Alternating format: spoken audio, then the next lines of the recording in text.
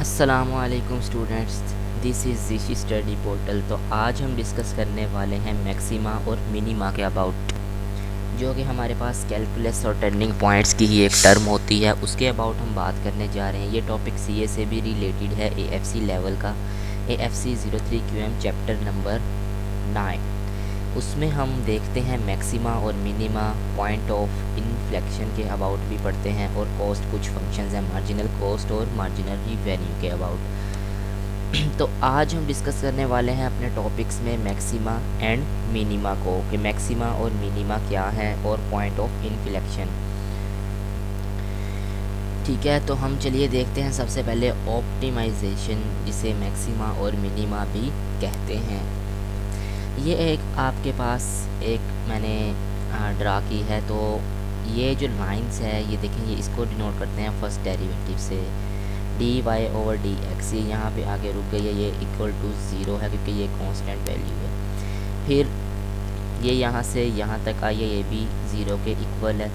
लेकिन अब देखें, पहले ये लाइन यहाँ पे गई एक पॉइंट, और फिर ये यहाँ पे वापस आ गई। इसे कहते हैं टू डेरिवेटिव्स, यानी ये वाला फर्स्ट डेरिवेटिव आपका, ये वाला आपका सेकंड डेरिवेटिव। क्योंकि ये डाउनवर्ड आ रहा है तो इसलिए ये नेगेटिव है।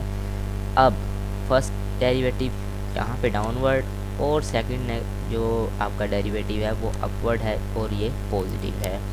अब देखें, जो होता है ज़ीरो से कम, यानी कि अगर आपका सेकंड डेरिवेटिव निकालना, मैंने आपको इससे पहले वीडियो में बताया हुआ है, वो आप देख सकते हैं कैलकुलस की वीडियो।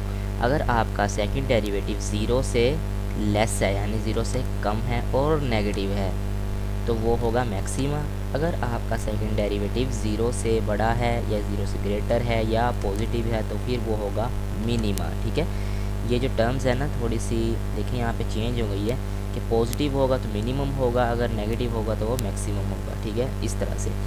अब नोट, ये तीन बातें आपने याद रखनी है, इसके अलावा आप पहचान नहीं कर पाओगे क्योंकि मैक्सिमा क्या होता है और मिनिमा क्या होता है। अगर आपका second derivative less than zero है और वो नेगेटिव है, तो फिर ये मैक्सिमा कहलाएगा। अगर वो ज़ीरो से बड़ा है और पॉजिटिव है, तो ये मिनिमा कहलाएगा। अगर सेकंड डेरिवेटिव ज़ीरो के इक्वल आ जाता है आपका, ठीक है, ऊपर तो हमने बात किया ना लेस देन ज़ीरो या ग्रेटर देन ज़ीरो, लेकिन अगर आपका derivative as it is zero के इक्वल आ जाता है, तो ना वो मैक्सिमा होगा और ना ही वो मिनिमा होगा। ठीक है, अब इसके रूल्स देख लेते हैं कि हम मैक्सिमा और मिनिमा को कैसे फाइंड करते हैं। First of all, take first derivative and equal to zero to get x.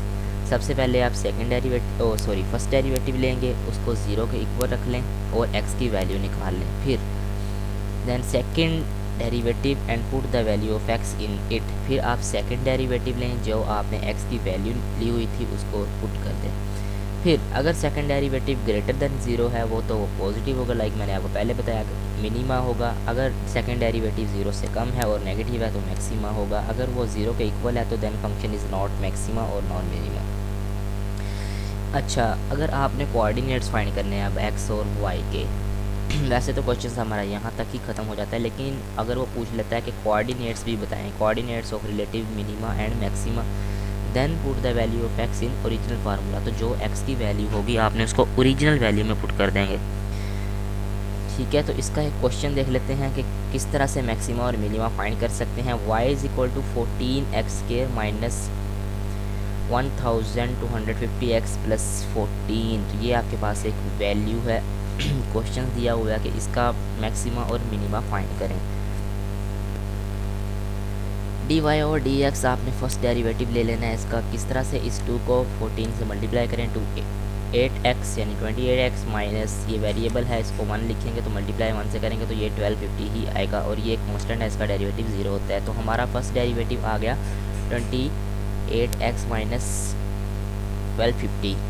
तो अब मैंने कहा था कि इसको 0 के इक्वल रख के x की वैल्यू निकाल लेनी है, तो x की वैल्यू क्या आई है 44.64। अब मेरी बात सुने ध्यान से ज़रा। फर्स्ट ऑफ ऑल आपने इसका, क्योंकि ये हमने फर्स्ट डेरिवेटिव लिया था, इसका सेकंड डेरिवेटिव, इसका डेरिवेटिव नहीं लेते सेकंड, इसका तो फर्स्ट डेरिवेटिव आएगा। जो फर्स्ट डेरिवेटिव आपने फाइंड कर लिया उसका सेकंड डेरिवेटिव लें, क्योंकि ये कांस्टेंट वैल्यू है, तो 0 ख़त्म, और ये 28, इसके साथ एक यहाँ पे आएगा वेरिएबल, मैंने बताया था आपको कि derivative of variable is equal to 1।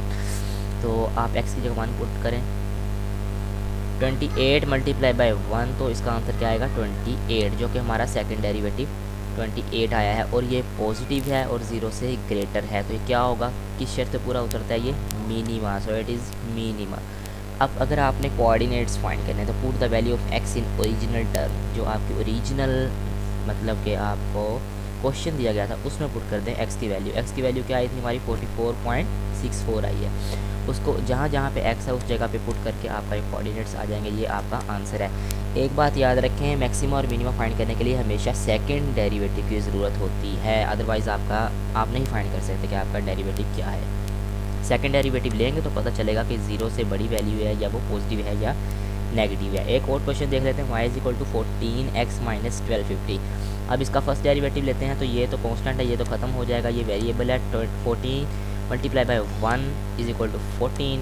अब मैंने आपको बताया इस पर नहीं देखना कि ये 0 से बड़ा है और पॉजिटिव भी है, नहीं, सेकंड डेरिवेटिव लेंगे। इसका सेकंड डेरिवेटिव क्या आएगा, कुछ भी नहीं आएगा, 0 आएगा, क्योंकि ये कांस्टेंट वैल्यू है, तो ये एक 0 है। तो मैंने आपको टर्म बताई कि जहाँ पे आपका सेकंड डेरिवेटिव 0 आ जाएगा, यानी 0 के इक्वल होगा, तो वो ना ही मैक्सिमा होगा और ना ही मिनिमा होगा, so it is neither maxima nor minima. तो गाइस उम्मीद करता हूँ आपको वीडियो पसंद आई होगी और आपका मैक्सिमा और मिनिमा के कॉन्सेप्ट्स भी क्लियर हो गए होंगे। अगर वीडियो अच्छी लगी है तो चैनल को सब्सक्राइब कर लें और इसको आगे भी शेयर करते जाएँ। शुक्रिया, अल्लाह हाफिज़।